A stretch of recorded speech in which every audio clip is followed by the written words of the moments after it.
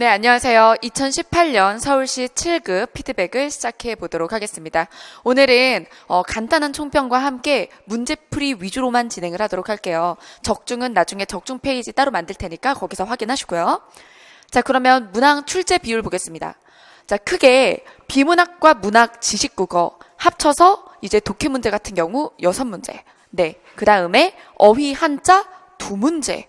예, 별로 안 나왔죠. 그리고 특히나 우리가 7급을 준비할 때 따로 공부하는 부분인 문장문법, 한문이 안 나와서 사실 공부를 좀 공들여 한 친구들은 맥이 빠질 수 있었다고 생각합니다. 자, 그 다음 이론문법과 규정이 역시나 가장 많이 나와서 12문제였습니다. 근데 이제 이론 문법과 규정이 문항 비율은 굉장히 높지만 평이했어요.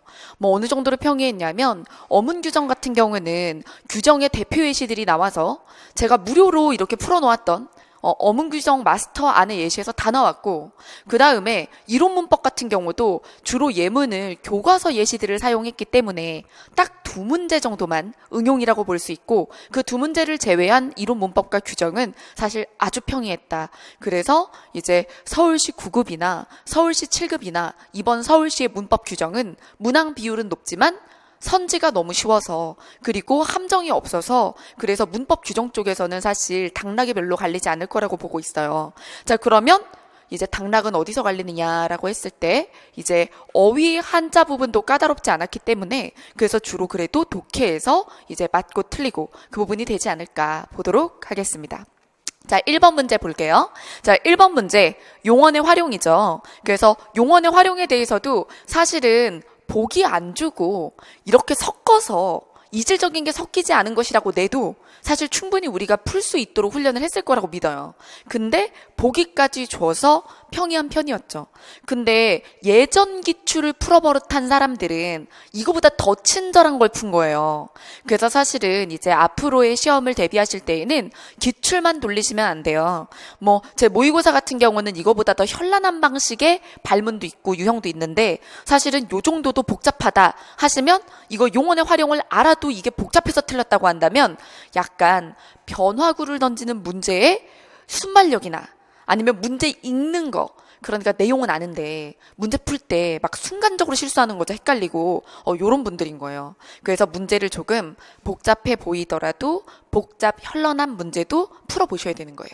자, 그러면 가부터 라까지 간단히 정리해보면 불규칙 용언 가운데 어간의 일부가 탈락하는 경우, 그 다음에 어간의 일부가 다른 것으로 변하는 경우, 그 다음에 어미가 다른 것으로 변하는 어미 불규칙, 그 다음에 어간어미 동시에 변하는 어간어미 불규칙. 여기서 우리가 평소에 공부했던 것보다 좀 더 섬세했다고 할 만한 부분은 요거죠. 가와 나의 구분. 그냥 우리가 어간 불규칙, 어미 불규칙, 어간어미 불규칙 이렇게만 공부하잖아요. 그런데 어간이 탈락한 거냐, 변화한 거냐, 거기까지 갔어야 된다는 거죠. 자, 그러면 선지 보겠습니다. 짓다. 자, 여러분 우리가 용언의 활용을 알려면 모음 어미를 붙여보는 거죠. 지어. 할 때 시옷이 없어지죠. 그 다음에 푸다. 푸어를 퍼 이렇게 만들잖아요. 그럼 어떻게 된 거죠? 우가 없어진 거죠. 그래서 시옷이 없어지고 우가 없어져서 둘은 탈락이죠. 그래서 가에 해당하고요. 근데 눕다 같은 경우는 누버? 아니죠. 누워. 비읍 불규칙 활용을 합니다.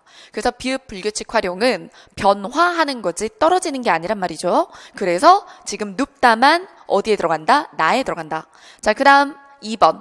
깨닫다, 깨달아. 그래서 디귿이 리을로 변하는 디귿 불규칙 활용이고요.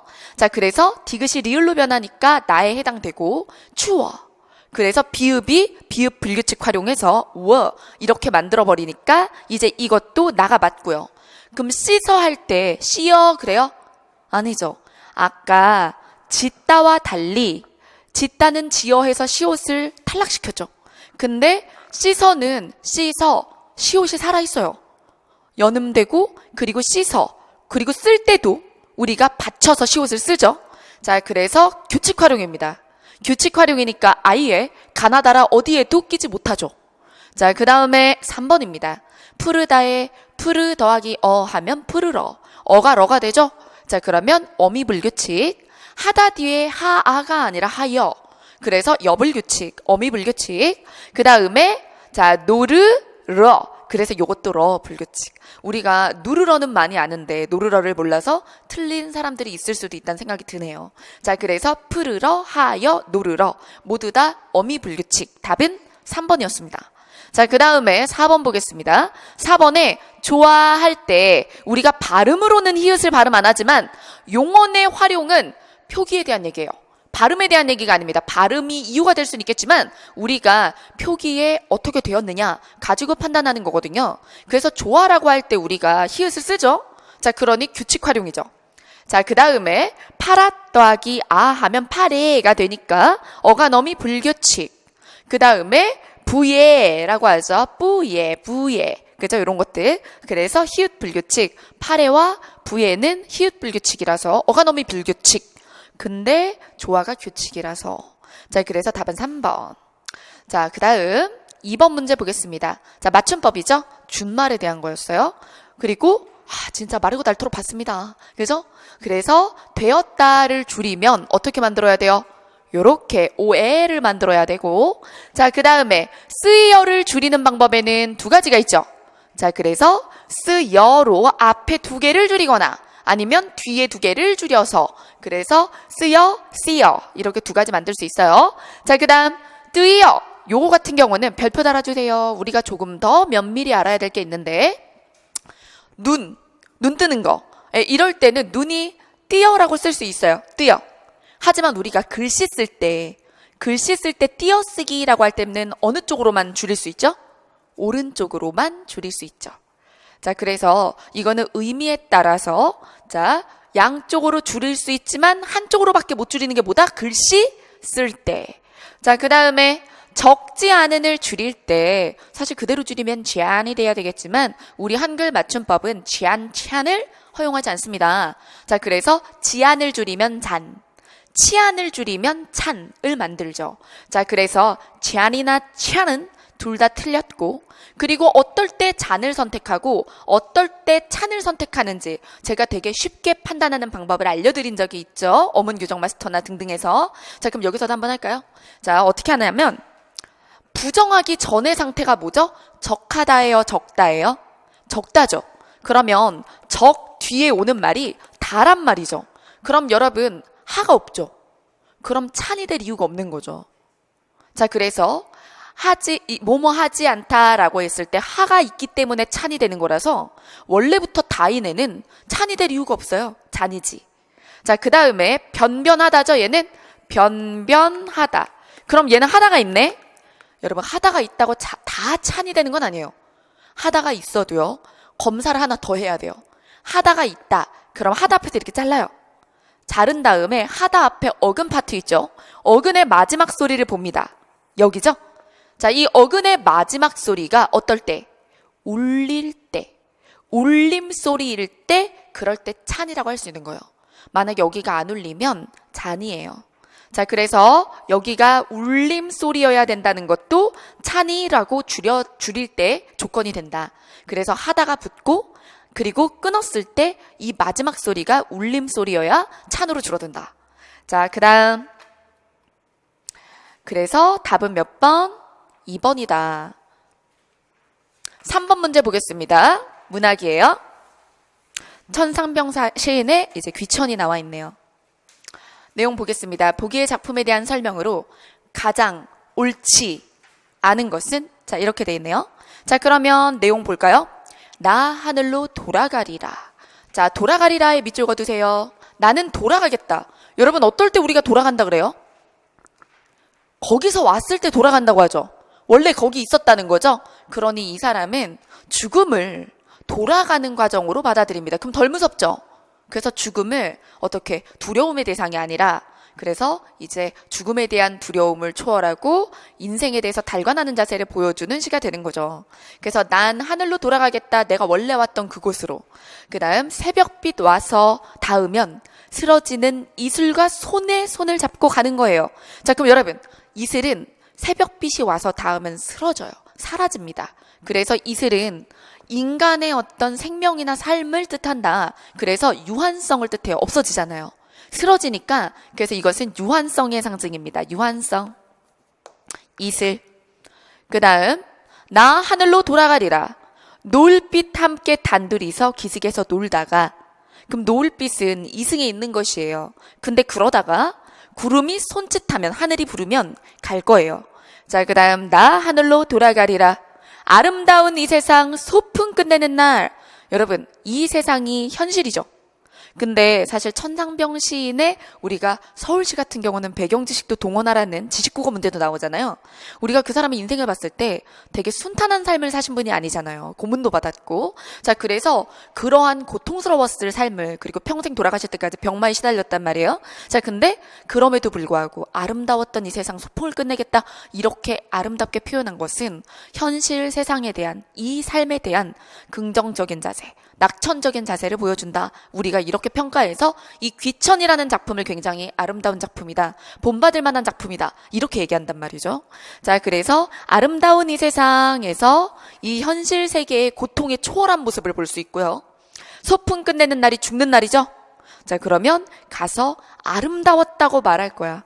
사실은 힘들었지만 진짜로 나는 이 삶에 감사하고 가서 아름다웠다고 말할 거야 라고 이야기하는 귀천입니다. 자, 그럼 선지 보죠. 죽음을 단절이나 목숨을 잃음, 뭐 이런 식으로 생각하는 게 아니라 되돌아가는 것이다 라고 봅니다. 연속 회귀. 그래서 계속 삶이 이어지는 거라고, 저 세상에서. 그래서 소풍이 끝났을 뿐 나는 원래 살던 삶을 이어가는 거다, 이렇게 보는 거죠. 자, 그 다음 현실을 초월하고 괴로워한다기보다는 아름다운. 자, 그리고 달관하려는 자유의지. 그 다음 새벽빛, 이슬, 노을빛. 여러분, 현실 세계에 있는 거죠. 그리고 이슬은 쓰러지는 것이잖아요. 자, 그러니 이런 것들은 초월 세계의 영원성이 아니라 오히려 현실 세계의 유한성을 보여준다. 반대인 거예요. 그래서 답안은 3번, 적절하지 않다. 그 다음 화려한 수사나 기교가 없는 에서, 아마 이 문제 틀린 분들은 3번을 못 잡고 4번을 읽었겠죠? 틀렸다면? 그럼 4번을 읽을 때 뭐 어쨌든 상징이 있으니까, 이슬이라든가 이런 게 상징은 맞잖아요. 그러니까 뭐 이 정도면 뭐 기교라고 봐도 되는 거 아닌가? 이렇게 생각을 한 거예요. 그래서 여러분, 팁을 드리자면 객관식 문제를 풀 때 사실 화려한 수사나 기교라고 할 때 이 얘기가, 이게 엄청 화려해야 충족할 수 있는 것도 아니고 기교나 수사가 하나도 없어야 부정할 수 있는 것도 아니에요. 이해되시죠? 이런 말들은 사실은 이 말의 뒷절이나 아니면 앞절에 OX 포인트가 또 있기 마련입니다. 예, 그래서 뒷부분에 보시면 독백에 가까운 서술이다라는 말이 있죠. 그리고 내용 보면 청자 설정 없잖아요. 그러니 독백이 맞단 말이에요. 그리고 나머지 선지와 함께 봤을 때 여기에 뭐가 3번이 명백히 답이기 때문에 화려하다라고 보기까지는 어렵다, 이렇게 되는 거예요. 그래서 솔직하고 담담하게 이야기를 했다라고 보고, 상징이 있지만 이게 화려한 꾸밈이라고 보기는 어려움, 이게 출제자의 자세인 거죠. 근데 아니, 그래서 국어가 싫어요. 귀에 걸면 귀걸이고 막 코에 걸면 코걸이고. 근데 여러분, 이게 바로 객관식을 푸는 방법이기 때문에 불평할 거리가 아니에요. 이런 문제를 많이 풀어봤었어야 돼요. 그리고 저는 이제 수업할 때 그런 얘기 한단 말이에요. 여러분, 이런 선지는 견해에 따라서 이렇게 생각할 수도 저렇게 선택할 수도 있는 선지이기 때문에 이럴 때는 나머지 선지를 먼저 봐라, 이런 거 알려드렸죠. 모의고사 할 때. 네, 그런 것들 알고 계셔야 돼요. 이런 거 있잖아요. 뭐 감정 절제 이런 것도 있죠. 감정을 절제하여 표현했다도요. 똑같은 시를 가지고 평가원이나 수능에서도 어떨 때는 감정을 절제했다고 했고 어떨 때는 감정을 직접적으로 토로했다고 얘기를 해요. 왜? 부분 따라 다르거든. 그러니까 그럴 때도 객관식이니 나머지 선지와 함께 봤었어야 되는 거죠. 이해되셨죠? 자, 그 다음 4번 문제 보겠습니다. 4번은 의문론에서 의문체계라 매우 평이한 문제였죠. 양수음 입술 소리에는 마바빠파가 있죠. 자, 그래서 기억 맞는 말. 그 다음 양수음은 파열음과 마찰음이, 여러분 우리나라 말엔 마찰음이 3개밖에 없다, 이렇게 강조했었어요. 시옷 쌍시옷 티읕 밖에 없다, 이렇게 강조했었어요. 자, 그러면 거기에 순음이 있나요? 없죠. 순음엔 마찰음이 없습니다. 자, 그 다음 미음은 비음이지 양순음은 아니다. 여러분, 이 출제자가 어떤 말투를 쓰면 수험생이 속는지를 아주 잘 알고 있어요. 여러분들이 이런 문장 읽을 때 주로 앞절에 힘을 주는 거 아십니까? 앞절에 힘을 줘요. 이렇게 미음은 비음이지 그렇지, 이렇게 하는 거 뭔지 알겠어요? 속으로. 그 다음에 뒤를 잘 안 봐. 뒤를 볼 때 긴장을 팍 풀어. 뒤가 맛이 갈 수도 있잖아요. 그쵸? 자, 그래서 뒤에 보면 양수놈은 아니다? 양수놈이잖아요. 근데 이런 걸 실수하는 사람들이 있어요. 근데 이런 사람들이 비문학도 엄청 실수해. 그런 사람들이 습관인 거예요. 이어진 문장을 끝까지 안 읽는 사람들. 그래서 자기 실력보다 엄청 급하게 푸는 거야. 그래서 이런 실수에서 틀린 사람은 실수했네? 이게 아니라 그건 진짜 고쳐야 될 아주 고질병이에요. 심각하게 여기세요. 아시겠죠? 자, 그래서 요거 디귿의 양수음이기 때문에 틀린 말이죠. 자, 그 다음에 그래서 비음이고 양수음이죠. 그리고 양수음은 발음 과정에서 윗입술과 아랫입술이 닿는다. 여러분, 양수음 자체가 양입술이 닿는다잖아요. 양수음을 풀어서 설명해 준 거죠. 자, 그래서 답은 3번. 자, 그 다음 5번입니다.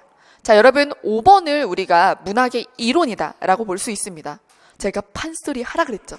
여러분 지식국어 백제할 때 판소리 용어 해야 된다고 하고 이거 딱 했잖아. 그래서 족중생생 안 내기로 했는데 하고 있네. 자, 어쨌든 그래서 이것도 판소리까지 잘 안 하더라고요. 시랑 소설만 하는 거야. 근데 판소리에서 제가 딱 두 가지 하라 그랬어요. 요거랑 뭐 창, 아내리, 발림, 더듬 요거 다 했죠. 요거랑 그리고 뭐 하라 그랬어요. 장단, 느린 거부터 빠른 것까지 진양조, 중모리, 중중모리 그거 있죠. 그래서 잦은모리, 휘모리 요 두 가지를 꼭 집어드렸단 말이에요. 그래서 지식국어 벼락치기만 했어도 요거 푸는 건데요. 그죠? 자, 그래서 이런 문제는 모르면 못 푸는 거죠. 이론 문제니까. 문학 이론이니까. 자, 그래서 얼씨구 하며 분위기를 띄우는 그래서 이거를 고수나 아니면 관직들이 합니다. 이런 걸 추임새라고 하죠. 자, 그 다음에 사랑을 속삭이는 노래를 부르는 이 창이죠. 창이 소리예요. 소리를 하다 창자가 노래를 부르는 부분이 소리죠. 자, 그 다음 월매와 말을 주고받는 여러분 뮤지컬이라고 계속 노래해요? 연기도 하잖아. 그럴 때 대사 치죠. 이런 게 바로 아내리입니다. 자, 그 다음에 허둥지둥 도망치는 몸짓의 흉내. 제가 이렇게 했죠. 제가 부채를 폈다 접었다. 치마를 이렇게 감았다 풀었다. 앞으로 갔다 뒤로 갔다. 막 이렇게 하면서 얘기했어요. 자, 그게 바로 뭐다? 발림이 되는 거죠. 자, 그래서 추임새, 흥을 돋우다, 소리, 창, 아내리, 이야기, 발림, 그래서 동작. 그리고 이와 같은 말, 너름새라고도 합니다. 발림과 같은 말, 너름새까지 해야죠. 자, 그 다음 여기에 더듬이라고 있죠? 제가 어떻게 외우라고 했어요, 이거? 더 넣었다! 이렇게 외우라고 그랬죠? 그래서 부분이 확대돼서 이 노래 부르는 사람마다 자기 장기가 있는 거예요. 어떤 사람은 사랑가를 잘해. 이리 오너라 업고 놀자를 잘하는 거야. 그럼 거기를 엄청 길게 불러. 어떤 사람은 옥중가를 잘해. 그 옥중가를 엄청 길게 불러. 자, 이게 바로 부분창이고 더듬입니다. 더 길게 불러. 이렇게 되는 거죠. 자, 그 다음 그래서 답 4번 6번 보겠습니다. 자, 6번 문제. 밑줄 친 부사어의 문장 내에서의 역할이 나머지 셋과 가장 다른 것은 이라고 했습니다. 자, 부사어의 역할에 밑줄 그어주세요.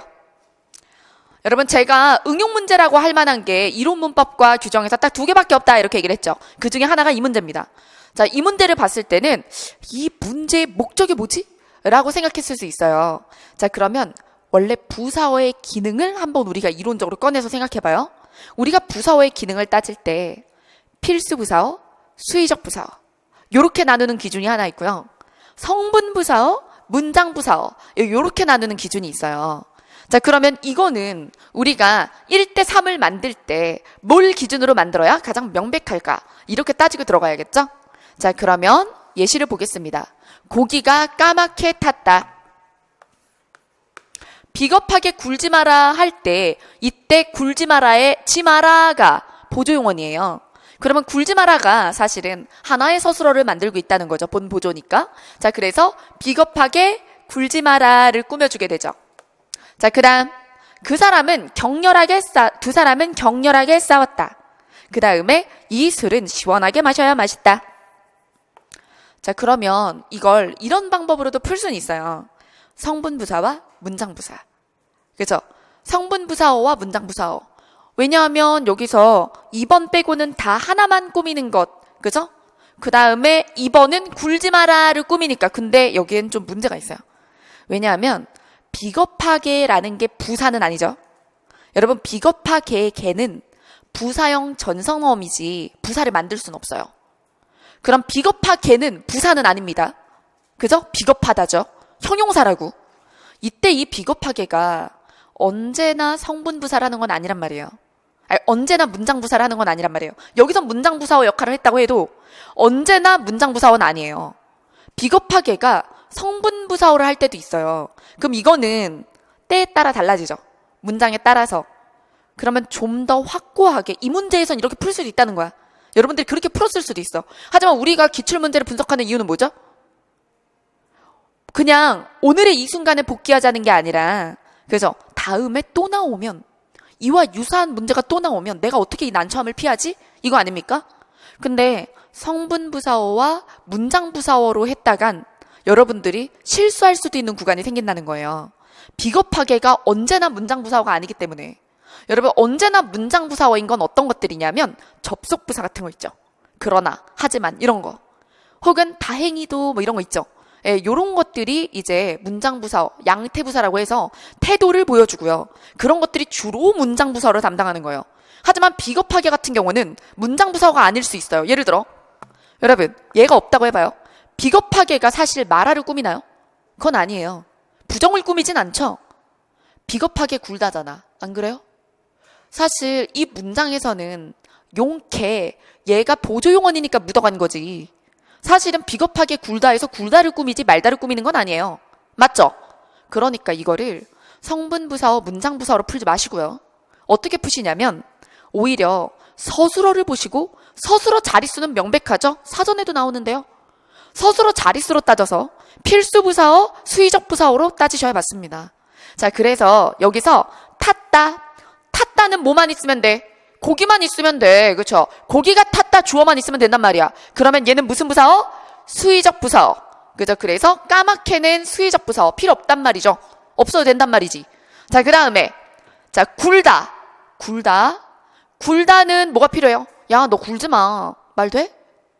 꼭 있어야 되지. 그러면 이때 얘는 뭐예요?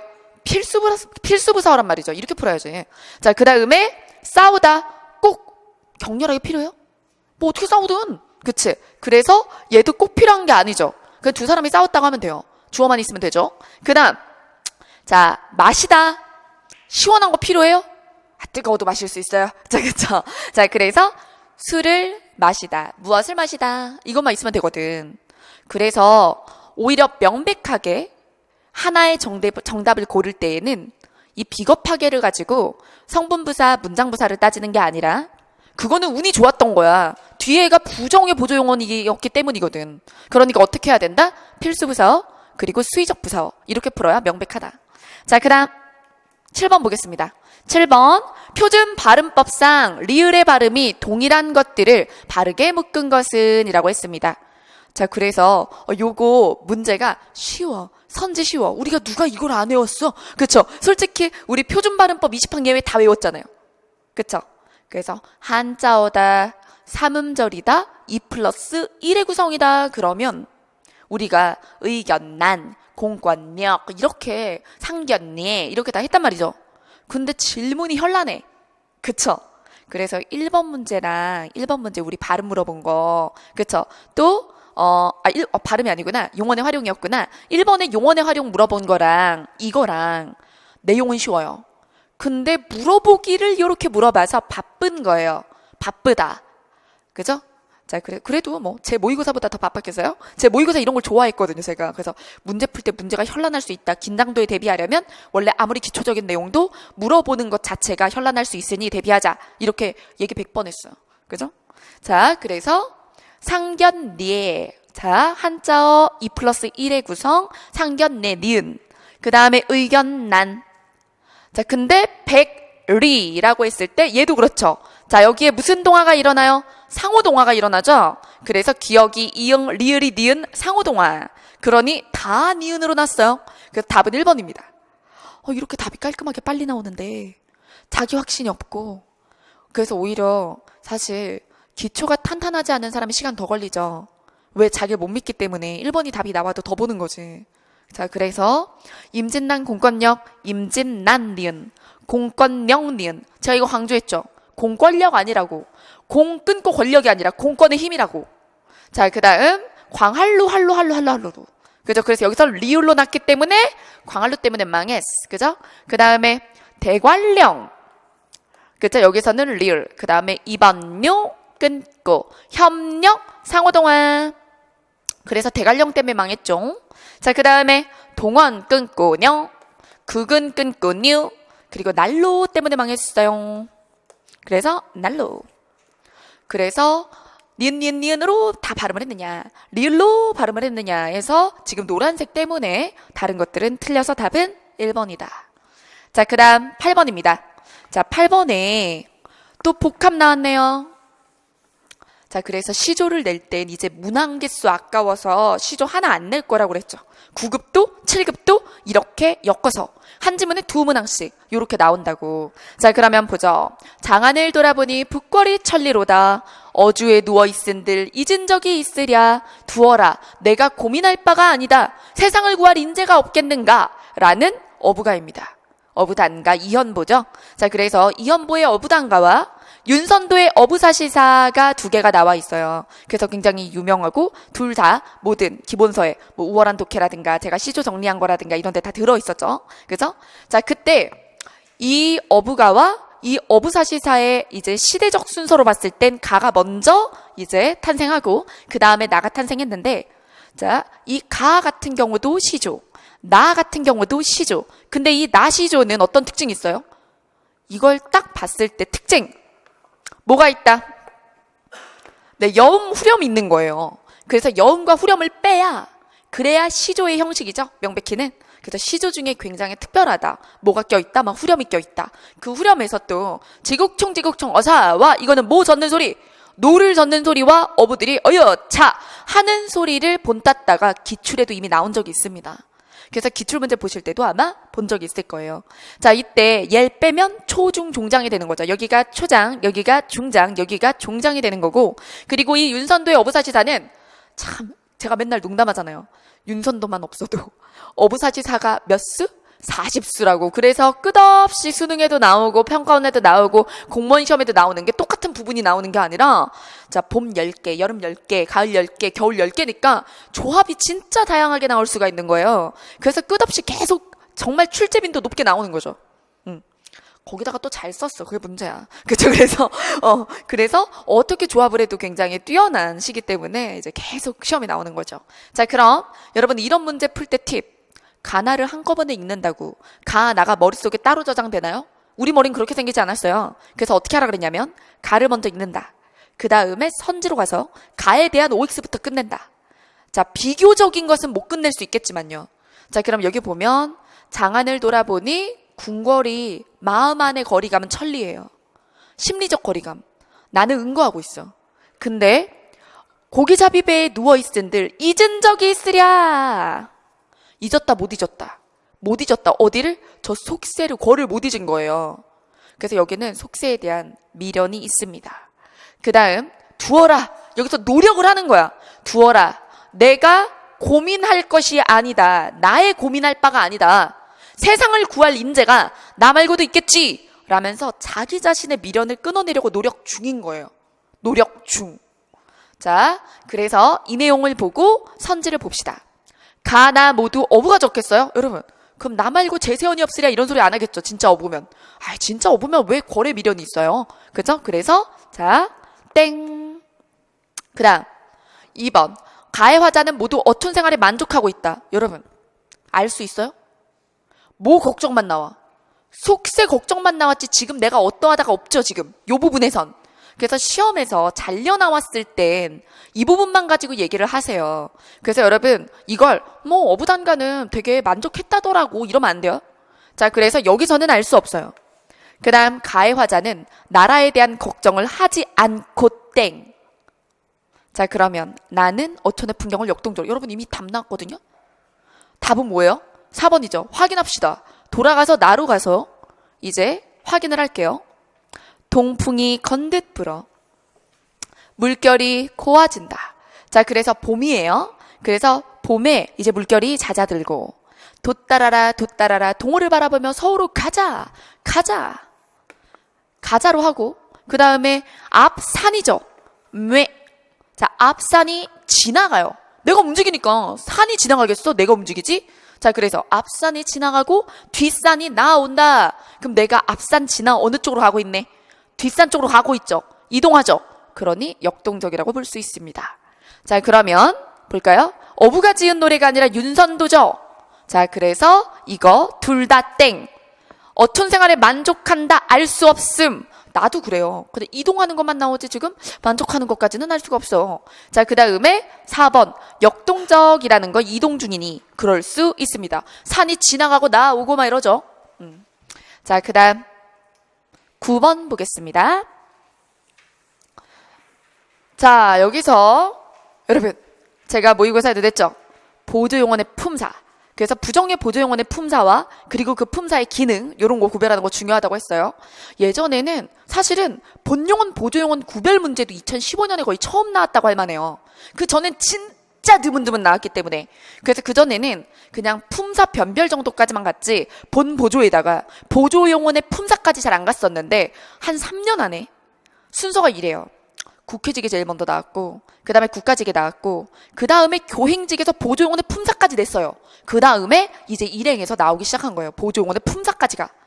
네. 자, 그래서 내용 보죠. 그는 음식이 너무 매워서 거의 먹지 못했다. 장군은 흐르는 눈물 때문에 말을 잇지 못했다. 오늘은 너무 바빠서 동창회에 가지 못했다. 이거는 능력 부정을 하는 뭐뭐하지 못했다입니다. 그래서 보조 동사. 자, 그래서 앞에 있는 것을 하지 못했다. 보조동사. 근데 3번 보시면 그 아이의 부모는 바람만큼 그 아이는 부모의 바람만큼 똑똑하지 못했다. 자, 이거는 여러분 이거 현정으로 바꿔볼까요? 그 아이는 부모의 바람만큼 똑똑하지 못한다. 돼요? 안 되죠. 얘네 바꿔볼까요? 먹지 못한다. 어때요? 되죠? 그 다음 말을 잇지 못한다. 어때요? 되죠? 그죠? 그 다음에 가지 못한다. 난 못 가. 난 가지 못한다. 자, 여러분 니은다. 동사 현정 되잖아요. 근데 얘는 어때? 그 아이는 부모의 바람만큼 똑똑하지 못한다. 이상하지? 형용사라 그래요. 보조 형용사인 거죠? 그래서 이거는 상태가 불만족하다는 거예요. 그래서 이것은 뜻하는 상태에 미치지 못하는 보조 형용사이며 그리고 여기서 의미를 따져라 라고 했지만 느끼면 안 돼. 이거 결국에는 보조용언의 의미라는 건 품사랑 직결되는 거예요. 그래서 보조용언 품사 가리기에서 이 문제를 명백히 풀 수 있는 근거로 찾는 겁니다. 자, 그 다음 10번 로마자 표기법으로 가장 옳지 않은 것은 자, 이거 로마자 표기법은 표준 발음법에 근거하죠. 자, 독립문 발음부터 볼까요? 독립문 할 때 여기에 자, 독립 여기에 뭐가 일어나요? 상호동화 한번 일어나고 그 다음에 비읍에 비음화가 있죠? 요거 살려야지. 그래서 ngn 그 다음에 님의 m 이렇게 강조해 줄까요? 자, 그래서 발음의 변화로 기록될 때 영향 이제 받은 거. 그 다음에 광화문 보겠습니다. 여러분 광화문 광화문 그 다음 설릉 그래서 뭐가 일어나요? 유마. 그리고 유마가 일어났을 때 리을이 2번 연달아 나면 LR이에요? LL이에요? 네, 표기가 리을이든 발음하다가 리을이 됐든 LL로 갑니다. 자, 그래서 LL 설릉. 자, 그 다음 정릉 발음하면 제가 지금 정릉이라고 발음했지만 능이에요. 그렇죠? 그래서 비음화가 일어나서 이렇게. 그래서 여기 N.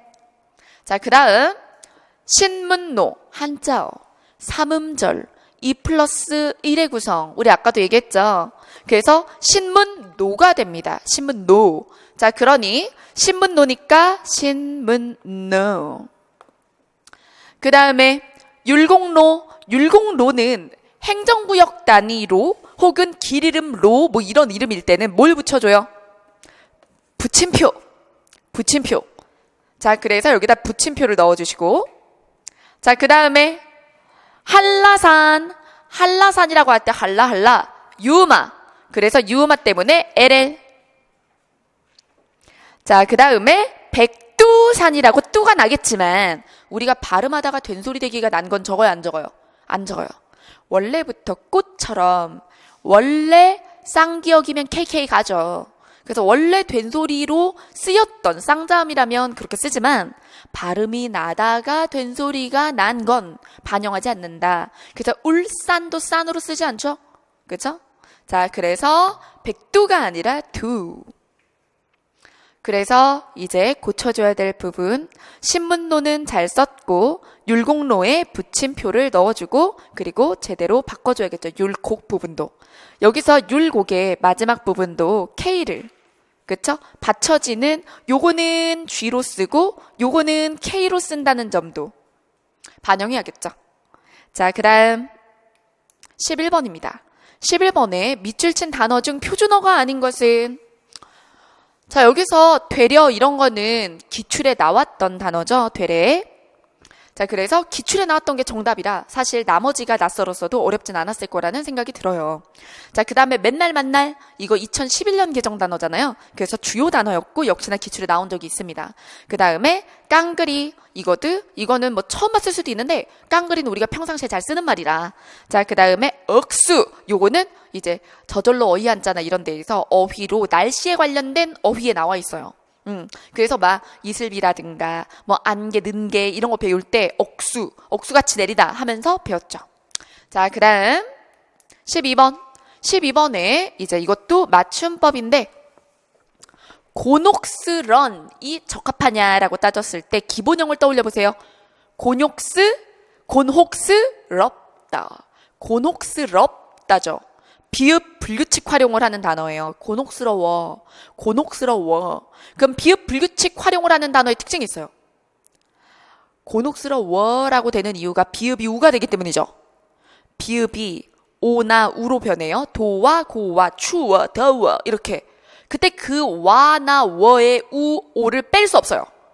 줄일 수 없다는 얘기죠. 여러분, 이거 기억나세요? 제가 서울시 때도 국립국어원 털기하면서 여러분 제가 EBS 교재 이름에 오류를 잡은 적이 있었다. 그러면서 그 얘기했죠. 탐스런 과학이라고 내지 않았겠는가. EBS 교재 이름에 탐스러운 과학이라고 해야 되는데 탐스런 과학이라고 해서 내가 그거 표지 맞춤법이 틀렸다. 그때 제가 EBS 검토진이었을 때 그거 왜 탐스런 과학이라고 했냐. 이세 찍을 때 탐스러운으로 바꾸시라 그랬더니 그거는 표지 이름이라 그렇게 맞춤법에 맞을 필요 과학 교재니까 이렇게 가지고 이렇게 그래도 표지 이름인데 맞춤법이 틀려 탐스러운 과학이라고 해야 되거든. 그쵸? 근데 탐스런 이렇게 나왔어서 내가 이 얘기했지. 여담인 것처럼 했지. 다 여담이 남아서 이렇게 살이 되고 피가 되고 그러는 자, 그래서 나왔잖아요. 자, 그래서 곤혹스런이라고 못 줄여요.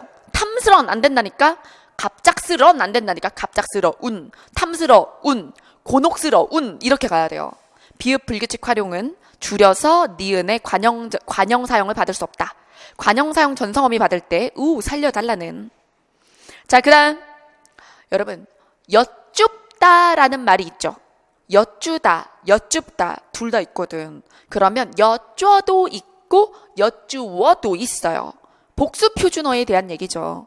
자, 그래서 이게 만약에 여쭙다를 기본형으로 하는 말이라면 여쭈어가 가능하죠. 이렇게 써야죠. 여쭙다면. 근데 만약에 여쭙다가 아니라 여쭈다야. 그러면 여쭈어가 되겠죠. 그거랑 똑같은 게 설워예요. 설워도 제가 국립국어원 털기하면서 강조하고 그리고 이게 국가직대 모의고사에 냈는데 질문이 많이 들어와가지고 제가 라이브 특강 때도 하고 그쵸? 이거 몇 번 했죠? 아마 올해 시즌에 이거 3번 했을걸요? 설워. 자, 그래서 얘부터 볼까요? 이것도 서럽다와 설다가 있단 말이야. 둘이 복수 표준어잖아요. 그죠? 그럼 이거는 어떻게 돼요? 서러워. 그 다음에 얘는 설워 이렇게 되는 거죠. 자, 그 다음에 라면이 붓다 보겠습니다. 여러분 라면이 붓다는 디귿 불규칙 활용이라서 모음 어미가 오면 불었어 이렇게 돼요. 디귿이 리을 되니까요. 근데 그땐 모음 어미가 올 때죠. 모음이 올 때만이지 자음이 올 때는 그대로 디귿이다. 여러분 예문 똑같이 국립국어원에 있었죠. 국립국어원 털기. 그래서 제가 서울시 모의고사 때 되게 속상해하는 친구들이 있더라고. 내 서울시 모의고사 들으면서 거기 왜 국립국어원 탈기 자료 넣었는데 안 봤어? 그쵸? 자, 그래서 거기 분명 내가 그래서 현장은 강제로 보게 했고, 그리고 수업 시간에도 20분씩 봤잖아. 거기에 이 선지 다 있었어요. 이 4개 선지 다 들어있었습니다. 자, 그 다음 13번. 보기의 내용을 이해한 것으로 가장 옳은 것은? 자, 보기 보겠습니다. 제 생각에는 이 13번 문제가 독해 문제 중에서는 되게 편안한 마음으로 풀면 되게 쉽고, 똑같은 문장을 찾겠다고 덤볐으면 절대 못 찾는 추론 문제잖아요. 그래서 제가 서울시 구급 해설할 때도 얘기했지만, 이제 정말 문장을 그대로 매칭하는 내용 일치 문제보다는 일반 추론 문제를 선호하고 있어요. 모든 국가직, 지방직, 서울시 모두 다. 그러니까 똑같은 문장 찾기를 하셔가지고는 공시 독해도 안 됩니다. 그러니까 지문에 있는 어떤 내용을 보고 이것을 미로할 수 있다, 이런 것들을 할 수 있어야 돼요. 근데 이게 어디 있어요? 이렇게 가면 안 되는 거거든. 그럼 내용을 이해해 볼게요. 예술작품이 그렇게 보여야 하는, 또는 그렇게 존재해야 한다는 특별한 방식 같은 것이 존재하지 않는다는 것. 그럼 여러분, 여기부터 여기까지 가로치시고, 예술작품에 대해서 특별한 방식이 존재하지 않는다는 것이다. 그러면 여기에 밑줄 그을까요? 특별한 방식이 존재하지 않는다. 다시 말해. 뾰족가루. 간단한 손도구도 예술작품이 될 수 있고, 상품 상자나 쓰레기 더미나 한 줄의 벽돌, 속옷 무더기, 도살된 동물들도 예술작품이 될 수 있다는, 여러분, 열거된 것 치고 중요한 거 없다 그랬죠? 그럼 열거된 거는 어차피 하나의 이야기를 하기 위해서 얘기를 하는 거예요. 무슨 얘기야? 뭐든 될 수 있다느냐? 조건이 없다는. 그래서 무엇이든 될 수 있는 조건이 없다는. 자, 그러한 것을 예술의 역사가 입증했을 때, 그래서 그런 것들, 모든 것이 예술의 작품이 될 수 있다는 것을 예술의 역사가 입증했을 때 예술의 본성이 철학적 의식에 다가갈 수 있다. 그럼 여러분, 지금의 예술은 뭐를 지향하는 거죠? 뭘 원하는 거예요? 뭐에 다가가고 싶어요? 철학적 인식에 다가가고 싶어 하는 거예요. 그래서 철학적 의식의 밑줄, 철학적인 생각, 철학적인 의식으로 다가간다. 예술의 본성이 철학적 의식에 다가간다. 뭘 버려야? 형식을 버려야. 그럼 여러분, 여기서 우리가 알 수 있는 거, 철학은 형식이 아니라는 거지. 눈에 보이는 형식을 조건으로 삼지 않아야 철학이 될 수 있다는 거예요. 자, 그 다음 20세기 말경이 되어서야 이것이 충분하게 인식되었다. 그리고 이런 일이 벌어졌을 때 철학적 미술사가 종말에 이르게 되었다. 여러분, 독해 알고리즘의 지문 있죠? 이거 미술의 종말, 그죠? 그래서 미술의 종말이라고 해서 그 어떤 미술도 미술이 될 수 있다에 대한 딱 똑같은, 이게 이 원문의 다른 파트거든요. 같은 내용이죠. 네, 그래서 그게 독해 알고리즘의 지문이 있었어요. 그럼 지문 적중인데, 근데 이런 지문 적중은 어떻게 일어나는 거냐면, 제가 방으로 드는 사람이라서가 아니라 국가가 쓰고 싶어하는 텍스트의 군이 있죠. 그쵸? 충분히 객관적이면서, 그러면서도 문장 구성이 탄탄하면서, 예를 들어 외국의 어떤 논문이나 아무리 유명한 서적도 번역이 깔끔하지 않으면 국가의 시험에 나오지 않아요. 번역도 깔끔해야 돼. 그래야 그 원문을 갖다 쓰고, 그리고 그 원문을 윤문하는 경우도 많지가 않아요. 제가 보니까 수능에 비해서 공시 국어는 상당히 지문 윤문에 게을러. 그래서 애초 깨끗한 지문을 고르려 들지 더러운 지문을 골라서 본인들이 윤문하지 않아요. 그러면 굉장히 좁아지는 거예요, 지문군이. 자, 그래서 이 내용 읽었죠? 다시 그러면 이건 뭐예요? 예술은 형식을 이제 버리는 거예요. 뭐가 되고 싶어서? 철학이 되고 싶어서. 그것이 요즘의 20세기의 미술이며, 그죠? 그래서 이제 미술사는 종말에 이르렀다고, 특별한 미술과 예술이랄 게 없어진다, 이겁니다. 자, 그러면 선지 볼게요. 예술은 눈으로 확인할 수 있는 속성. 여러분, 이건 형식이죠? 버리는 것입니다. 어떤 형식도 조건이 없다고 그랬어요. 자, 그러니까 땡. 그 다음 2번. 예술이 추구하는 진정한 목표를 바탕으로 작품을 창작하거나 비평해야 한다. 여러분, 여기에 예술의 목표가 나왔나요? 아, 철학적 의식에 다가갈 수 있다. 이걸 목표로 본다 해도 그 목표를 바탕으로 창작 비평해야 한다라는 주장이 있나요? 없어요. 그런 얘기 없어요. 오히려 예술은 끝장을 내는 거다, 이런 식이죠. 기존 예술의 기준은 없어진다, 이 내용이기 때문에 지문에서 이것은 알 수 없습니다. 그 다음 3번. 예술의 종말이라는 나왔죠. 비관적인 관점에서 예술의 위기와 무능력. 여러분, 예술의 종말이라는 말은 맞는데요, 이걸 나쁘게 안 봐요. 오히려 이걸 진보로 봅니다. 기존 예술의 형식의 종말이 와야 예술이 진정한 철학에 가까워진다는 얘기이기 때문에 여기서 종말이라는 단어가 되게 부정적으로 느껴진다면 그건 어휘 때문이에요. 그래서 뒤에 안 나온 말이기도 하고요. 그죠? 그래서 이것을 비관적 관점이라고도 봐서는 안 되고 뒤에 위기와 무능력이 나온 적도 없습니다. 자, 그래서 답은 예술가가 만들지 않은 대상도 이게 어디 있니? 왜 찾아? 그거를. 이걸 찾으면 안 되죠. 이게 바로 뭐예요? 예술가가 만들지 않은 대상 도는 지문에 없어요. 무엇이든이라고 했죠, 아까. 열거해서 뭐로 만들든 어떻게 만들든 누가 만들든 상관없다는 얘기거든요. 그러니까 그 안에 얘가 들어가는 거예요. 지문에 없지만. 그래서 누가 만들든 의미를 부여하면, 자, 여러분 의미가 중요해요. 지문 볼까요? 지문에 뭐라 그랬냐면, 자, 여기서 모든 형식은 상관없어요. 자, 그리고 철학적 의식에 다가가고 싶다 그랬잖아요. 이게 바로 뭐예요? 의미 부여죠. 자, 그래서 답은 4번이 됩니다. 사실 저도 얘네들이 아니라는 것에는 공감하지만 사실 수능도 일반 추론의 정답 선지 이렇게 내진 않아요. 비판은 좀 합시다. 제가 아무리 그쵸 편을 들어주려고 해도 4번 선지는 사실 일반적인 출제는 아니에요. 왜? 그냥 나머지를 소거해서 얘를 남긴 거야. 맞죠? 근데 얘를 보고 이걸 알게까지 하려면 지문에 의미를 부여하면 예술품이 될 수 있다에 철학적인 의식과 의미의 연계관계를 조금 더 공고하게 해주는 문장이 한 문장 정도는 더 있었어야 정상 출제라고 볼 수 있죠. 근데 그렇다고 뭐 얘가 뭐 문항 오르라는 건 아니에요. 왜? 어차피 나머지가 너무 아니니까. 그러니까 얘는 그렇게 볼 수 있다라고 꾸역꾸역 해주는 거죠. 정답은 4번으로. 자, 그 다음 14번입니다.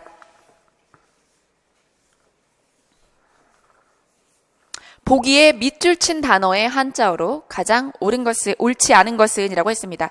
요거 한자어 문제인데요. 그래서 지금 이 한자어의 형상, 반경, 사유, 지경에서 이 지경을 쓸 수 있는 상황이지만 이 지경이 아니죠. 그러니까 적합한 한자를 썼느냐. 그래서 한자 자체를 고를 때 이 지문의 문맥에 적합한 한자를 골랐느냐예요. 형상도 저렇게 쓰지 않고 다르게 쓰는 형상도 있기 때문에 그래서 동음 이의어 쪽 공부에 해당합니다. 자, 그래서 형상, 그 다음 반경, 그 다음 사유와 지경에서 답안은 지경이고 지를 바꾸셔야죠. 자, 그래서 땅지의 지경경으로 하고 이 지경이 가지고 있는 의미가 어떠한 정도, 근데 그것의 발전을 이룬다라는 뜻이거든요. 그래서 해설지 읽어봐 주세요. 이런 건 빨리빨리 넘어갈게요. 어휘한자. 자, 그 다음 15번. 의존명사 조사짝을 찾아달라. 여러분 이거 발문 안 보고 띄어쓰기라고 생각을 한 사람들이 있더라고. 막 급해가지고. 근데 여러분 그러면 다시 봐야 되잖아요. 그래서 발문 보라고, 발문. 그래서 의존명사와 조사짝이어야 한다. 띄어쓰기가 맞냐가 아니고. 자, 그러면 1번 할 만큼 했다. 관형절의 수식을 받는 의존명사. 그 다음에 먹으리만큼 할 때 이 어미죠. 그래서 얘는 조사가 아닙니다. 어미지. 자, 그 다음 들어오는, 자, 관형절의 수식을 받는 의존명사. 그 다음에 체언 뒤에 붙여 쓰는 조사. 자, 그래서 1번은 답이고 2번은 맞죠. 의존명사 조사. 그 다음에 3번 10년 만에 기간 지나고 나서 많은 의존명사. 그 다음에 너만 할 때 한정하는 조사. 그 다음 시키는 대로 할 뿐이다. 할 뿐이다. 관형절이 꾸며지는 뿐 의존명사. 그 다음에 5뿐이다. 체언 뒤에 뿐 조사. 그래서 이거 많이 했던 거죠. 그래서 띄어쓰기 할 때 주로 연습한 거예요. 근데 띄어쓰기 할 때 그냥 이럴 땐 떼어 이럴 땐 붙여 이렇게 공부하면 안 되는 거지. 그래서 제가 한 어문규정 마스터나 아니면 모두 약점 특강이나 그럴 때 왜 떼야 되고 왜 붙여야 되고 이럴 땐 의존명사고 요럴 땐 조사고 요런 거 했죠. 예, 그리고 어미 요것도 자, 지금 저만큼과 뭐뭐하리만큼과 만큼 부분은 같지만 뭐뭐하리만큼은 어미다. 자, 그 다음 16번 지식국어인데요. 제가 지식국어도 이렇게 작품 띡띡 주고 배열시킬 수 있다고 말했습니다. 그 대신 그럴 때에는 뭐가 나온다? 대표작이 나온다 라고 얘기를 했죠. 그래서 여기 니은을 보시면 구하, 수기, 현야, 약불, 현야. 여러분 이게 기출에 나왔었잖아요. 그것도 9급에 9까지 기출에 나왔었기 때문에 그래서 얘가 이렇게 나왔어도 이걸 어떤 사람들은 7급이라 한 번 나오는구나. 그거 아니에요. 사실은 이거는 9급에도 이렇게 띡 나왔잖아요. 여러분, 구급의 구지가 기출에 나올 때 도금 줬어요, 안 줬어요? 안 줬어요. 현대풀이 안 줬어요. 그러니까 이제 공시에서 교과서 필수 고전 시가에 대해서는 현대어풀이 줄 생각이 없다. 이렇게 생각하셔야 됩니다. 자, 그래서 구하, 수기, 현야, 약불, 현야, 번자기 끼냐 라고 해서 거부가, 머리를 내어라. 내어놓지 않으면 구워 먹을 거야. 이거. 자, 그래서 이게 고대가요죠. 고대가요 땐 한자도 아니고 입으로 구전되다가 나중에 한자로 기록이 됐기 때문에 한 역시, 내가 한시랑 한 역시 다르다고 얘기했어. 한시는 처음부터 한문으로 지어진 거예요. 근데 한 역시는 구전되다가 나중에 한자로 기록된 거라 한 역시가 더 오래된 거예요. 이렇게 얘기했죠. 그래서 고대가요. 자, 그 다음에 이제 니은은 구지가고, 자, 그 다음에 여기 오리야 아련비오라 여울난 어디 두고 소에 자러 오느냐. 여러분, 이건 뒤집혔어 지금 PT가. 자, 여러분, 얘가 구지가요. 얘가 구지가. 아주 조교가 엑스맨이야. 자, 보세요. 자, 그래서 뒤집혔어요. 자, 그래서 오리야 아련비오라 여흘은 어디 두고 연못에 자러 오르냐. 여러분, 여흘이 시내 이런 거죠. 더 넓은 물 두고 왜 이렇게 좁은데 자러 오느냐. 소코 덜면 여울도 좋으니 이게 사실은 꼬시는 거예요. 그래서 제가 사실 쌍화점이나 만전춘별사는 시험에 나오기가 어려워요. 이렇게 얘기했었거든요. 왜냐하면 좀 야하고 남녀 상렬지사라서. 그래서 고려가요가 남녀 상렬지사죠. 고려가요는 뭐 이렇게 시험에 자주 나오는 것들이 있는데 그건 아니었어요. 얘를 본 적이 없을 거예요. 모두가. 왜냐하면 이거는 공시 기본서들에 보면 사실 만전춘별사나 아니면은 쌍화점 같은 경우는 현대어풀이 실어놓는 경우 거의 없어요. 그러면 만약에 1000페이지겠지. 자, 왜 교과서에도 없거든요. 그냥 교과서에도 이 작품들의 존재만 언급이 되어 있지 현대어풀이나 이런 게 올라가 있진 않아요. 여기 보면 이거야. 오리야 너 왜 저기 두고 여기로 와? 그러면서 이게 저기 두고 여기로 와 할 때 이게 여자들이거든. 그러면서 저기가 얼면 여기도 좋아. 이렇게 하면서 꼬시는 노래예요. 그죠? 자, 그래서 왜 굳이 서울시가 이걸 골랐는지 모르겠습니다. 자, 어쨌든 그래서 그냥 만약에 이걸 보고 모르겠어. 그럼 당황했어요? 그러면 이럴 때 어떻게 알았어? 만약에 몰라서 당황했어. 그럼 이렇게 믿으랬지. 내가 모르는 건 세상이 모른다. 이렇게 생각하라 했잖아. 그쵸? 그렇게 생각하고 나머지 가지고 일단 배열하라니까요. 나머지 볼게요. 차라리 죽어서 범나비가 되겠다. 이건 진짜 지겹게 봤다. 그쵸? 자, 그래서 이거 뭐예요? 자, 3인곡이죠? 죽여버릴까? 자, 그쵸? 자, 뒤집혔어, PT는. 여러분, 해설진 제대로 돼 있어요? 자, 미안해. 내가 플레이를 해보는데 영혼이 없었나봐. 다 돌려봤거든? 근데 이거를 못 잡았어. 자, 여러분, 얘가 3인곡, 얘가 월산대군의 자, 되게 여유롭게 빈배 저오너라 고기가 잡히면 좋고 안 잡혀도 괜찮고. 여러분, 이거 시조 93기 할 때 했잖아요. 그죠? 그래서 여러분, 대군이니까 고기를 꼭 잡을 필요가 없어요. 이렇게 하면서. 자, 그러면 여러분, 얘는 3인곡이니까 정철, 3인곡 송민곡의 작가 조선시대. 그 다음에 이 사람 누구? 월산대군. 근데 궁금한 건데 그냥 갑자기 물어보고 싶어서 물어보는 건데 한국사에도 월산대군이 나오나요? 그런 식으로는 안 배웁니까? 맞아요. 주로 야사에 등장하시는 분이에요. 자, 그래서 어쨌든 그러면 제 생각에는 이걸 낸 건 좀 심했네. 요 디귿리을은. 그냥 우리는 조선 이렇게 생각하니까. 그렇죠? 그래서 월산대군이랑 사실 정철이 순서가 어떻게 되냐는 어려웠을 수 있겠네요. 이 문제 어려웠을 수 있겠죠. 자, 그래서 그럼 선지 볼까? 얘네를 보고 우리가 서술형으로 풀면 진짜 어렵거든? 근데 우리는 서술형을 풀어요? 객관식을 풀어요? 객관식을 푼다고. 그럼 일단 여기에 있는 기역, 니은, 디귿, 리을 중에서 뭐가 제일 앞인 건 당연한 거 아니에요. 구지가가 제일 앞인 건 당연하죠. 그죠? 그러면 니은으로 출발을 해야 돼. 그러면 1번, 3번 아웃. 그 다음에 딱 봐도 고려가요인 거랑 그리고 가사인 거랑 자 얘랑 요 차라리 쓰여띄워 볼까요? 여러분, 얘는 알 거 아니에요. 3인곡. 그쵸? 그러면 3인곡은 조선이니까. 자, 그래서 배치했을 때, 자, 답안 요렇게 되는데, 고대가요. 구지가. 그 다음에 만전춘별사, 고려가요, 얜. 고대가요랑 고려가요랑 다르죠? 고대가요, 고려가요. 그 다음에 리을 디귿에서 시조, 월산대군 시조, 그 다음에 가사. 그러면 여러분 이걸 저는 사실 얘랑 차이가 요거니까 이 부분에서 틀렸다라고 한다면 이 생각을 했어도 됐어요. 만약에 월산대군의 시대적 존재를 몰랐다 해봐요. 이 시조의 시대적 존재를 몰랐다? 그럼 이 생각을 하면 돼요. 사실 이렇게 풀었어도 돼. 사실 가사의 발달 자체가 언제야? 뭐보다 늦어? 시조보다 늦어. 맞죠? 그러면 출제자를 좀 믿어요. 엄청나게 유명한 작품이 아닌데 시대순 배열을 시켰을 땐 이건 장르사 배열이다 라고 믿어야지. 출제자를 믿어. 물론 우리가 뒤통수를 많이 맞아봤죠. 하지만 그래, 출제자가 설마 이따위로 내지 않았을 거야. 그러면 주로 일반적으로 장르 발달 사겠지 라고 생각하고, 맞아, 시조가 길어져서 가사가 됐으니까 그러니까 시조 놓고 가사 놓자 하면 살아남았지. 그쵸? 자, 그러니 여러분 이렇게 풀라고 저는 출제자가 냈다고 생각해요. 출제자가 설마 월산대군과 정철에 대해서 그 인물들을 배열하라고 하진 않았을 거예요. 그랬으면 진짜 양심이 없는 거지. 나는 만약에 이렇게 생각해. 되게 유명하지도 않은 시조인데 가사보다 뒤에 발달된 후기 시조를 만약에 냈다 그러면은 이 문제는 진짜 쓰레기죠 라고 얘기했을 거예요. 근데 쓰레기가 아니고 살아남았어. 왜? 장르사 순서였기 때문에. 자, 그 다음 17번.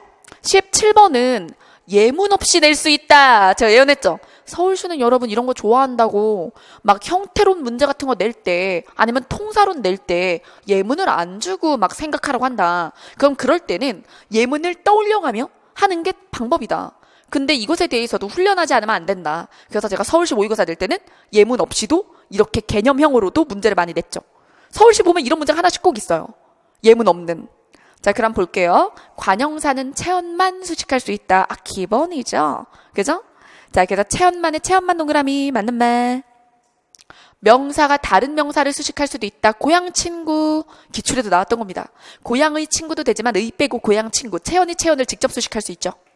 그 다음 부사가 체언을 수식하는 경우, 여러분 부사는 주로 용언을 수식하지만 융통성이 있어요. 관형사보다. 이렇게 얘기했죠. 자, 그래서 답은 3번. 그 다음 부사 뒤에 조사가 오는 경우도 있다. 나 잘은 못 먹어. 되잖아. 그죠? 그래서 강조의 보조사 같은 거 뚝뚝 붙죠? 부사 뒤에. 자, 그 다음 18번. 18번에 빈칸 문제인데 저는 앞에 비문학 문제 하나도 그렇고 얘도 그렇고 힘들었을 사람들이 있다고 생각을 해요. 예를 들어 아까 비문학 문제 같은 경우는 아까 예술 지문 같은 경우는 내용 일치만 찾아버릇하는 사람들은 이거 못 풀겠어. 이 문장 대응되는 거 하나도 못 찾겠어. 이랬을 거고, 그리고 요 빈칸 추론 같은 경우는 이걸 어휘 문제라고 생각하는 경우도 있었을 거야. 하지만 이거는 어휘 문제가 아니에요. 그리고 여러분 제가 이런 얘기 했죠. 빈칸 주변만 보시면 안 된다고. 쓸데없이 주는 부분은 없다고. 그쵸? 그래서 이만큼의 덩어리가 필요 없다고 생각하면 뒤에서 더 헷갈려요. 출제자가 필요 없는 부분을 이렇게 큰 문단을 줄 리가 없단 말이에요. 그러니까 그 부분을 읽었어야 돼. 그러면 이 부분을 읽었을 때 이 부분에서 가져올 수 있었던 게 뭐냐면 갈등을 정치의 틀 안으로 통합하면서 결국에 원하는 건 사회적인 합의를 만들어 간다는 거죠. 자, 그래서 지금 두 번째 문단에 보면 그러므로 사회적인 빈칸을 정치의 틀 안으로 가져오고 끊고 이를 진지하게 다뤄야 할 공동체 전체의 문제로 전환해 끊고, 그 다음 정치적 결정을 위한 괄호, 이게 뭘 꾸밈? 니은을 꾸밈. 니은으로 만드는 것이 정당의 역할 동그라미다. 이 글은 정당의 역할에 대한 글입니다. 그리고 정당이 해야 될 일을 과정순으로 얘기를 했어요. 그럼 과정을 똑똑 끊어. 그래서 여기에 들어갈 단어를 만드는 건데, 근데 그거를 내 맘대로 만들면 안 된다는 거지. 일단 준 게 하나 있어요. 뭐예요? 갈등은 줬어요. 맞죠? 그러면 기억엔 뭐가 들어가요? 갈등이 들어가는 거죠. 똑같이 줬기 때문에 이건 내용일치예요. 자, 그 다음에 여기 보면 이를 진지하게 다뤄야 할 전체 문제로 전환해. 문제로 전환해. 그러면 문제로 전환해서 이걸 만들었거든요. 그럼 문제를 이렇게 물결치세요. 문제이면서 니은은 니은의 조건이 두 개예요. 문제인데 어떤 문제예요? 앞에 수식 받아. 앞에 수식 뭐야?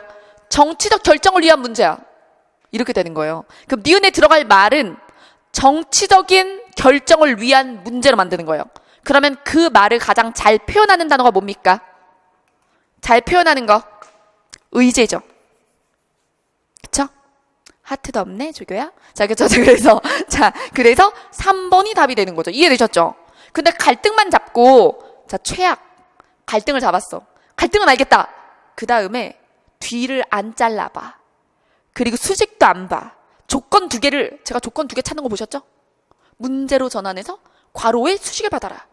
정치적 결정을 위한 문제다. 이렇게 하잖아요. 그렇게 해야 되는데 그렇게 안 하고 최악. 얘네 둘을 던져서 읊조림. 성과를 넣어 니은에다. 그리고 앞뒤를 읽어봐. 매끄러운데? 막 이러는 거야. 여러분 그거는 문제를 푸는 게 아니라 찍는 거죠. 그래서 얘는 저랑 해요.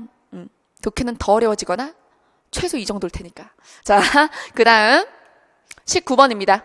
19번 국어의 조사에 대한 설명으로 가장 옳지 않은 것은 에서는 집에서 가져왔다의 경우에는 어디로부터 라는 출처라는 부사격 조사지만 우리 학교에서 우승을 차지했다. 이것도 내가 진짜 예문으로 똑같이 많이 쓴 거다. 우리 학교에서 운동회가 열렸다. 이거랑 우리 학교에서 운동회를 열었다. 이거 하면서 이럴 때는 주격이고 이럴 때는 부사격이에요 했죠.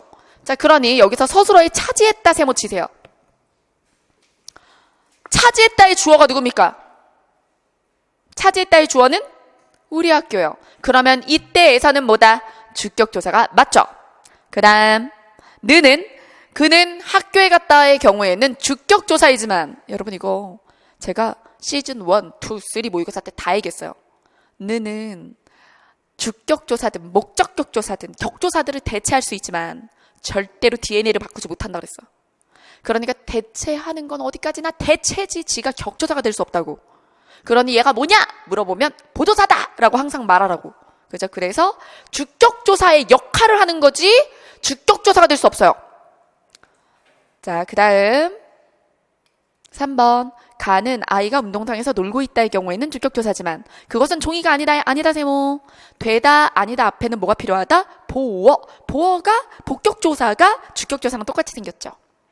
자, 그 다음에 4번 과는 눈과 같이 하얗다의 경우에는 부사격 조사이지만 눈과 같이 하얗다는 눈과 같다. 눈과 같다가 하얗다를 꾸미는 거예요. 야, 너같이 할 때 조사 가치가 아니죠. 같이 하자의 함께도 아니죠. 그래서 눈과 같다. 이거를 지금 부사절로 만든 거거든요. 눈과 같이, 눈과 같다. 그렇게 하얗다거든. 자, 그 다음 책과 연필이 있다의 경우에는 2개가 있는 거거든요. 그럼 책과 연필에 동그라미 치세요. 책과 연필을 접속하죠. 그래서 와가의 위치에 따라서 부사격과 접속을 가리는 거. 요것도 훈련 많이 했습니다. 자, 그 다음 20번 속담인데요. 평이한 게 나왔어요. 아랫돌 빼서 윗돌 개기. 저도 이제 골든벨 때도 하고 백제 나눠줄 때도 하고 이런 것들 테스트 버전으로도 많이 했죠. 그래서 아랫돌 빼서 윗돌 갠다. 하석, 상대. 이거랑 같은 말로 상하, 탱석도 했죠. 자, 그래서 미봉책, 임기응변, 임시방편, 언발의 오줌 누기에서 자, 여기서 임기응변이 임시방편이랑 모양이 비슷하다라고 느낄 수 있는데 자, 여러분 여기서 임기응변은 여기서 임시방편이랑 약간의 차이가 있어요. 2개를 묶어서 유사한 말이라고 할 때도 있거든요. 근데 어디까지 의미 차이가 있나 볼게요. 여기서 임기응변은 지금 당장 뭘 했다예요. 그러니까 임기응변은 그때그때 처한 사태에 맞춰서 그 자리에서 결정하거나 처리 한 가지만의 뜻이 있어요. 근데 여기에 그래서 이게 좋다 나쁘다의 가치 판단까지 가는 건 아니거든요. 근데 나머지를 보시면 1번에 눈가림이라는 부정의미, 그 다음에 임시방편에 갑자기 터진 일을 우선 간단하게 둘러맞추어의 마이너스, 억지로 짜맞췄다는 얘기죠. 그 다음에 언발의 오줌 누기에는 결국 사태가 더 나빠짐 마이너스. 그래서 이게 부정적인 의미를 다 내재하는데 임기응변이라는 건 임기응변이 좋은 결과 가져올 수도 있어요. 그러니 긍정, 부정 의미를 확언할 수 없는 것이죠. 그래서 제가 뭐 이딴 문제가 나와 라고 생각하실 수 있거든요. 근데 저는 이런 문제 냈죠. 제가 그랬죠. 되게 다 비슷할 땐 끝까지 생각하라고. 그래서 제가 어휘한자 교재에 벤 다이어그램 그려놨던 거 기억나십니까? 제가 어휘한자 교재에 유사 속담에 대해서 이런 걸 냈어요. 얘네들의 의미는 임시라는 것이다. 예를 들어. 그러면 임시라서 나쁘다의 의미고 중립이라면 얘가 임기응변이고 이쪽이 나머진 거죠. 이해되셨죠? 그래서 유사한 한자 성어들에 대해서는 벤 다이어그램 같은 거를 머릿속에 그려가면서 공부하시는 게 좋다. 네, 이렇게 얘기했습니다. 자, 여러분 여기까지 해서 우리가 자, 서울시 7급 깔끔하게 해설 위주로 설명을 했고요. 여러분들이 내년을 준비하실 때 7급 사실 걱정스러운 건 이거예요. 내년이나 올해 국가직이나 이제 지방직을 보실 때 한문이 추가 채용에도 막 안 나오고 하니까 한문을 굳이 해야 되냐라는 질문을 진짜 많이들 하세요. 근데 9급 한자만큼은 당연하고 지금까지 7급 고유 영역이 한문이었어요. 국어는 사실 7급, 9급의 차이는 한문밖에 없는 거예요. 근데 7급 공부하는 친구들이 사실은 뭐 9급이랑 뭐가 다 다른가요? 책을 똑같이 써도 되나 이런 얘기 하는데 사실 기출들을 싹 풀어보시면 알겠지만 9급에 더 어려운 문제가 있을 수도 있고 그죠? 그리고 7급이 더 어려울 수도 있고 그때 다르지 사실 7급의 차이는 경쟁자가 다른 거지 범위가 다르거나 문제 유형이 다르지 않습니다. 다만 한자만이 달랐어요. 한 문만.